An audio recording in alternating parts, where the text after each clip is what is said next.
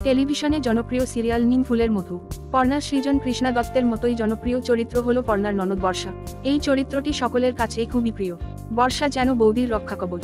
পর্ণার পাশে দাঁড়াতে পরিবারের বিরুদ্ধে যেতে পিছু পা হয়নি। দর্শকদের বিচারে ইনিই হলেন সেরা ননদ।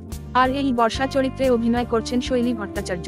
অভিনয় জগতে তার খুব অল্প বয়সে হাতেখড়ি হলেও এটাই তার ক্যারিয়ারের প্রথম মেগা সিরিয়াল। পর্দায় বর্ষাকে দেখা গিয়েছে পর্ণার ভাই পিকলুর সঙ্গে জুটি বাঁধতে। যদিও বর্ষার জীবনে একের পর এক মোড় দেখানো হয়েছে সাম্প্রতিক বেশ কিছু পর্বে। বিয়ের পর একাধিক ঘটনায় বিধ্বস্ত বর্ষা এখন ফিরে এসেছেন দত্ত বাড়িতেই।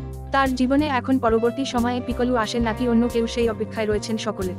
পর্দায় পিকলুর সঙ্গে জুটি বাঁধলেও বাস্তবে বর্ষার মনের মানুষটি কি, সেই কথা অবশ্য বর্ষা নিজের মুখেই স্বীকার করেছেন দিদি নম্বর 1 শোতে এসে। রচনা তার মনের মানুষের ব্যাপারে জিজ্ঞাসা করতেই শৈলী জানান যে তার জীবনে স্পেশাল একজন রয়েছেন। তবে সে ইন্ডাস্ট্রির কেউ নন। তার নাম পরিচয় শৈলী কিছুই জানাননি। তবে অভিনেত্রীর সোশ্যাল মিডিয়া পেজে ঢু মারলে বর্ষার বাস্তবের প্রেমিকের খোঁজ পাওয়া যাবে। বর্ষার প্রেমিকের নাম প্রদ্যুম্ন মুখোপাধ্যায়। সোশ্যাল মিডিয়ার মাধ্যমে জানা যাচ্ছে যে শৈলী ও প্রদ্যুম্ন দুজনে এক স্কুলে পড়াশোনা করতেন। সেখান থেকেই বন্ধুত্ব ও পরে প্রেম। মাঝে মাঝেই নিজেদের ব্যক্তিগত মুহূর্তের ছবি ভাগ করে নেন সোশ্যাল মিডিয়া পেজে।